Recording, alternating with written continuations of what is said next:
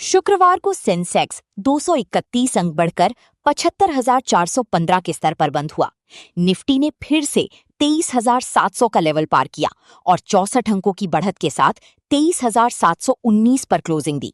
सबसे बड़ा game changer bank Nifty रहा, जो 615 अंक उछलकर 54,055 के पार निकल गया। शुक्रवार को बाजार में काफी उतार चढ़ाव था। ऊपरी स्तरों पर मुनाफा वसूली देखी गई। बाजार में बढ़ने वाले शेयरों की संख्या गिरने वाले शेयरों से ज्यादा थी। लगभग 2041 शेयर हरे निशान में बंद हुए। निफ्टी मिड कैप इंडेक्स करीब 0.90% की बढ़त के साथ बंद हुआ। दूसरी तरफ निफ्टी स्मॉल कैप 100 इंडेक्स में 0.93% की मामूली गिरावट देखी गई। निफ्टी प्राइवेट बैंक इंडेक्स 1.49% चढ़कर सबसे आगे रहा। फाइनेंशियल सर्विसेज सेक्टर में भी 1.17% की शानदार तेजी दर्ज की गई। ग्लोबल संकेतों के कारण मेटल इंडेक्स 0.44% की बढ़त के साथ बंद हुआ। निफ्टी आईटी इंडेक्स में 0.37% की हल्की गिरावट रही। निफ्टी फार्मा 1.27% टूटकर बंद हुआ, जो बाजार के लिए बड़ा ड्रैग था। मीडिया स्टॉक्स में भी 1.47% की बड़ी बिकवाली देखने को मिली। डिफेंस और इंफ्रा, इन दोनों सेक्टर्स में मामूली मुनाफा वसूली करीब 0.22% देखने को मिली। ट्रेंट लिमिटेड 3.18% की तेजी के साथ 4,303 रुपए पर टॉप गेनर बना।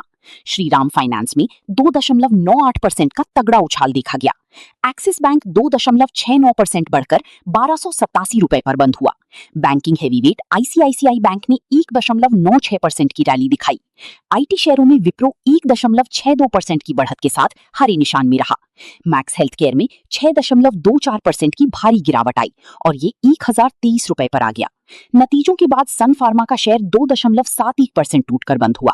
क्रूड की आउटलुक के कारण ओएनजीसी का शेयर करीब 2% नीचे फिसला।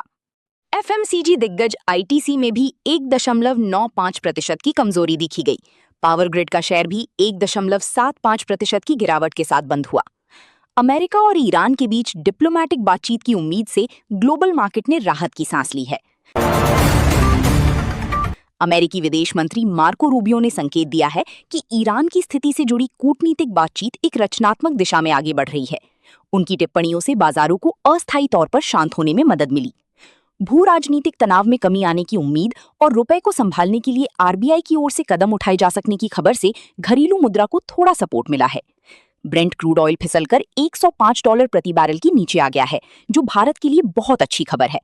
आरबीआई के दखल के बाद भारतीय रुपया 96.96 के निचले स्तर से रिकवर होकर $95.68 पर आ गया है। शुक्रवार को डाउ जोन्स 5.25% की बढ़त के साथ बंद हुआ। जर्मनी का डैक्स 1.5% और फ्रांस का कैक 40 करीब 0.25% ऊपर बंद हुए। जापान के निक्की 225 ने 2.67% की धमाकेदार तेजी दिखाई। इन्विडिया के शानदार नतीजों के बाद ग्लोबल टेक और एआई शेयरों में जबरदस्त सेंटिमेंट बना हुआ है।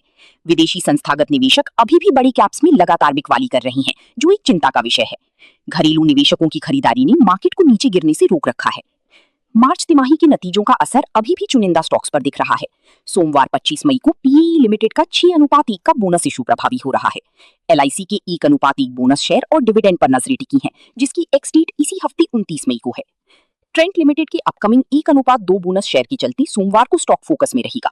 कंपटीशन कमीशन सीसीआई ने मैक्स हॉस्पिटल नेटवर्क के खिलाफ जांच बंद की है, जिससे निचली स्तरों पर रिकवरी आ सकती है। हुनासा कंज्यूमर और टाटा कम्युनिकेशंस के स्टॉक्स में शुक्रवार की तेजी सोमवार को भी जारी रह सकती है। स्टैंड अलोन क्रूड प्रोडक्शन में गिरावट के बाद सोमवार को ओएनजीसी के स्टॉक में और उतार चढ़ाव संभव है। निफ्टी फिलहाल 23,555 से 23,836 की एक तंग रेंज में फंसा हुआ है। सोमवार के लिए 23,751 और 23,836 सबसे बड़े रेजिस्टेंस का काम करेंगे। नीचे की तरफ 23,500 और 23,250 मजबूत सपोर्ट हैं। सबसे ज्यादा कॉल राइटिंग 23,700 के लेवल पर है, जो करीब 1.2 करोड़ ओपन इंटरेस्ट है। नीचे 23,500 के लेवल पर 99 लाख से ज्यादा पुट राइटर्स एक्टिव हैं। जब तक निफ्टी 23,751 के ऊपर क्लोजिंग नहीं देता, तब तक बियर्स हावी रह सकते हैं। अगर क्रूड ऑयल $100 के लेवल को तोड़ता है तो निफ्टी में बड़ा ब्रेकआउट आएगा। बैंक निफ्टी के लिए सोमवार को 54,123 और 54,600 का लेवल पार करना जरूरी है। नीचे की तरफ 53,400 और 52,800 मजबूत सपोर्ट का काम करेंगे। शुक्रवार की रैली के बाद बैंक निफ्टी का सेंटिमेंट शॉर्ट टर्म के लिए सुधरा है। एक्सिस बैंक अगर 1292 रुपए के ऊपर सस्टेन करता है तो बड़ी तेजी आ सकती है। इंट्राडे ट्रेडर्स के लिए 1280 रुपए का स्टॉप लॉस महत्वपूर्ण होगा। डालमिया भारत 1806 रुपए के ऊपर मजबूत और 1785 रुपए के नीचे कमजोर दिख रहा है।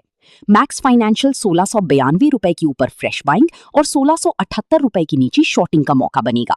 वरुण बेवरेजेस 543 रुपए के ऊपर जाने पर बुलिश और 538 रुपए के नीचे बियरिश मोमेंटम।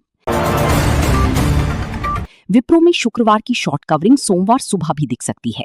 आईटीसी और एचयूएल जैसे शेयरों में सोमवार को निचली स्तरों से बाइंग आ सकती है। अगर रुपया और मजबूत होता है तो आईटी स्टॉक्स पर थोड़ा दबाव रह सकता है। कोटक सिक्योरिटीज का कहना है कि निफ्टी के लिए नीचे की तरफ 23,500 से 23,400 का जोन अहम सपोर्ट जोन बना हुआ है, जबकि ऊपर की तरफ 23,800 से 23,850 का जोन तेजड़ियों के लिए अहम रेजिस्टेंस का काम कर सकता है। सोमवार सुबह गिफ्ट निफ्टी के सिग्नल्स देखना सबसे पहला काम होना चाहिए।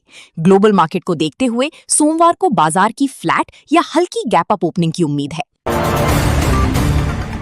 तो दोस्तों, ये थी वो 50 बड़ी खबरें जो सोमवार को मार्केट का रुख बदल सकती हैं। सोमवार के लिए हमारी स्ट्रैटेजी साफ है। निफ्टी में जब तक 23,751 पार ना हो, बड़ी लॉन्ग पोजीशन से बचें। अगर मार्केट नीचे 23,500 के पास मिलता है तो वो एक बाय ऑन डिप्स का मौका हो सकता है। बैंक निफ्टी में फ्रेश तेजी 54,123 के ऊपर ही आएगी। जल्दबाजी में ट्रेड ना करें, पहले 15 मिनट मार्केट को सेटल होने दें। आपको क्या लगता है, सोमवार को मार्केट ऊपर जाएगा या नीचे? कमेंट करके जरूर बताएं। वीडियो को लाइक करें, दोस्तों के साथ शेयर करें और चैनल को सब्सक्राइब करना ना भूलें।